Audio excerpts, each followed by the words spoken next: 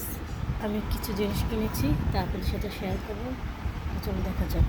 এই হচ্ছে glass set আর নিচে হচ্ছে কফি খাওয়ার সেট। চলো আপনাদেরকে দেখাই।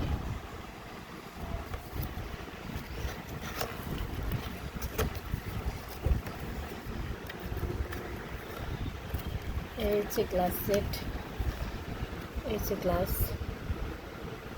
এটার প্রাইস নিয়েছে 400 টাকা। আর এই হচ্ছে কফি খাওয়ার গ্লাস।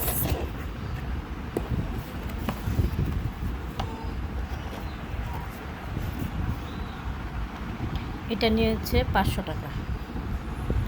তা আপনারা সবাই কমেন্টে জানাবেন যে আমি কি ঠকে গিয়েছি না জিতে গিয়েছি। আর এই হচ্ছে কফি খাওয়ার মগ।